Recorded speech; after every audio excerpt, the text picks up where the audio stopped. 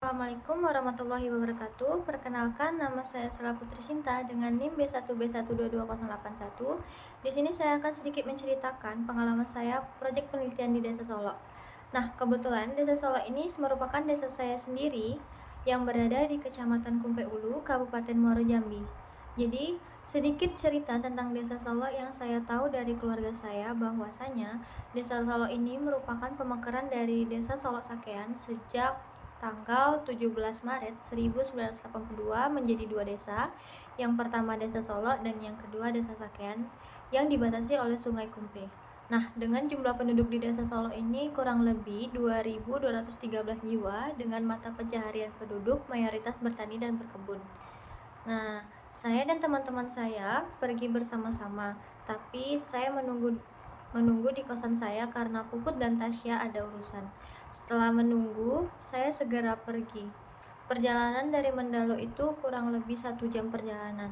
Saat sampai di rumah, saya istirahat sebentar karena capek di perjalanan, dan setelah itu lanjut untuk pergi ke rumah Pak Sekdes untuk melakukan wawancara.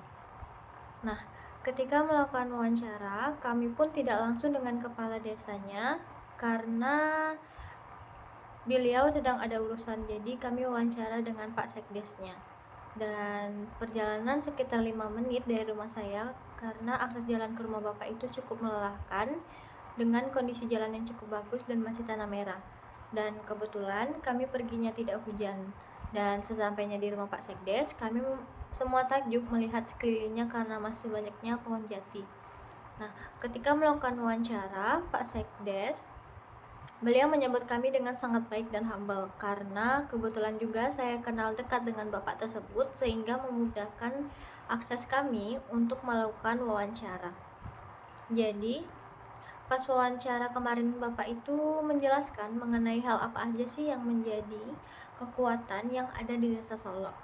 Dan berdasarkan kesimpulan saya sendiri, Desa Solo ini masih tergolong desa yang sangat asri karena masih banyaknya pohon jati di sepanjang perjalanan selama saya tinggal di sana, dan untuk akses ke desa jalannya pun sudah bagus dan aspal. Tetapi hanya saja beberapa bagian di Desa Solo ini yang masih tergolong belum memadai, dan itu mengarah ke pinggiran sungai dan sedikit jauh dari kantor Desa Solo. Dan di daerah Solo ini masih tergolong daerah yang rawan banjir dikarenakan mayoritas masyarakat yang tinggal di pinggir sungai. Nah, yang menarik dari Desa Solo ini banyak potensi yang dapat dikembangkan seperti adanya hutan Tembesu dan Danau Solo.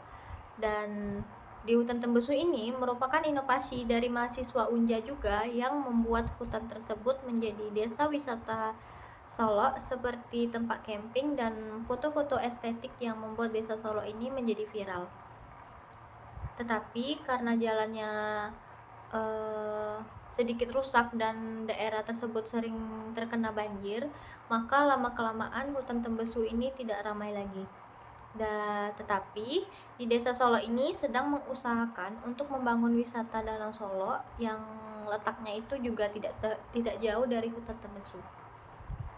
Di danau tersebut juga sangat bagus untuk dikunjungi karena suasananya adem dan bagus juga untuk melakukan foto-foto. Dan biasanya masyarakat sekitar itu pergi memancing di sekitaran danau, dan hewan-hewan ternak punya warga itu mencari makan di pinggiran danau tersebut. Untuk kendalanya juga sama, mengakses danau tersebut itu karena tidak ada jalannya spesifik karena letak danau itu ada di belakang rumah warga, dan harus melewati semak-semak agar sampai di danau tersebut. Di pinggiran sungai ini biasanya memanfaatkan sebagai tempat mandi, tetapi hal itu sudah lama menjadi tradisi untuk masyarakat di Desa Solo. Tapi seiring berjalannya waktu itu sudah tidak ada lagi. Dan selanjutnya Pak Sekdes juga menjelaskan peluang yang sedang diusahakan, tetapi terkendala karena dengan biaya. Dan masyarakat di Desa Solo-nya ini juga masih menjunjung tinggi tingkat budaya kearifan lokal seperti gotong royong, dan saat melakukan pernikahan dan khitanan masyarakat itu saling membantu. Di sana juga adanya ibu-ibu PKK dan Karang Taruna yang aktif yang membuat masyarakat itu lebih produktif terkait pembangunan yang ada di desa. Tetapi karena desa Solo ini sebagian besar hanya bertani, membuat mereka tuh tidak mempunyai mata pencarian tetap yang mengakibatkan banyaknya sumber daya yang kurang memadai. Hal ini juga sedang diusahakan oleh desa untuk melakukan sosialisasi terkait usaha baru yang dapat dimanfaatkan terkait lahan warga yang tersedia. Nah, di desa Solo ini juga keagamaannya tuh masih sangat kental karena masih diadakannya budaya yasinan bapak-bapak setiap malam Jumat dan ada pelatihan hadroh di masjid. Nah, setelah menganalisis semua ini, saya simpulkan beberapa hal untuk mengatasi potensi dan memaksimalkan desa Solo. Salah satunya itu dengan meningkatkan kualitas SDM melalui pendidikan dan pelatihan masyarakat desa Solo. Nah, hal ini untuk menciptakan kualitas sumber daya manusia di desa Solo ini dengan baik. Dan masyarakat desa Solo akan mampu memaksimalkan potensi dan alam yang ada untuk mengelola desa menjadi lebih efektif dengan peningkatan infrastruktur terutama jalan yang ada di pinggiran sungai. Dan ini juga untuk memperlancar transportasi masyarakat dan mengurangi resiko bencana banjir.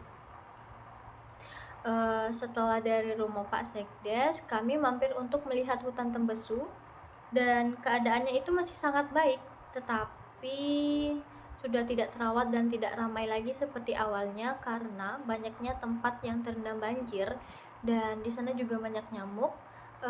Fasilitas di sana itu tidak terawat.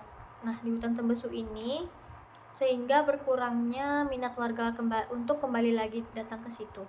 Mungkin ini juga bisa diinovasikan dengan menambah fasilitas dan memperbaiki fasilitas yang ada, dan juga mungkin bisa dilakukan promosi oleh pihak desa agar masyarakat ini bisa tahu bahwa ada hutan Tembesu di desa Solo dan itu menjadi bagus lagi. Dan setelah itu saya dan teman-teman saya berfoto di hutan tersebut dan melakukan dokumentasi. Selanjutnya melihat apa saja sih yang ada di tempat hutan Tembesu ini, dan setelah itu saya bergegas kembali ke rumah saya.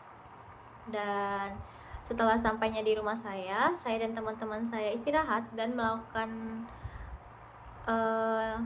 sedikit diskusi terkait apa yang wawancara tadi. Dan saya menyimpulkan bahwa di desa Solo ini memiliki banyak potensi yang dapat dikembangkan, terutama di wisatanya apabila mempunyai sumber daya manusia yang memadai. Dan di Solo ini juga bisa membudidayakan perikanan air tawar.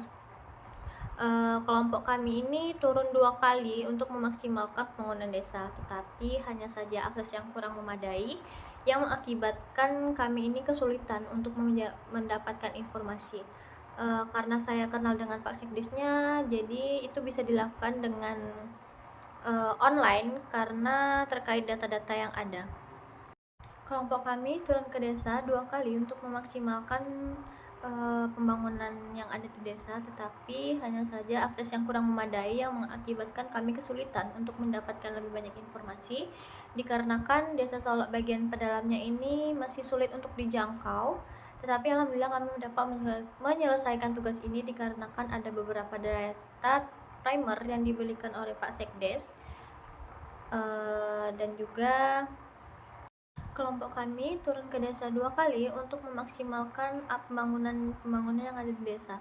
Tapi hanya saja akses yang kurang memadai yang mengakibatkan kami kesulitan untuk mendapatkan lebih banyak informasi dikarenakan desa Solo bagian pedalamannya ini masih sulit untuk dijangkau. Tapi alhamdulillah kami dapat menyelesaikan tugas ini karena ada beberapa data-data yang penting yang diberikan oleh Pak Sekdes. Nah, di desa Solo ini juga ada perbaikan infrastruktur jalan untuk akses yang lebih mudah dijangkau oleh masyarakat. Tapi itu terkendala oleh biaya karena hanya mengandalkan dana dari pusat dan daerah. Dan BUMDes di desa Solo pun tidak berjalan lagi. Nah, tentunya pengalaman ini tidak bisa saya lupakan karena dengan penelitian ini saya menjadi tahu lebih dalam terkait desa saya. Terima kasih kepada Pak Alfa Beriansyah selaku dosen pengampu mata kuliah perencanaan pembangunan. Saya akan lampirkan beberapa dokumentasi terkait turun desa saya bersama teman-teman saya. Apabila ada salah kata saya mohon maaf. Saya akhiri, wabillahi taufiq wal hidayah. Wassalamualaikum warahmatullahi wabarakatuh.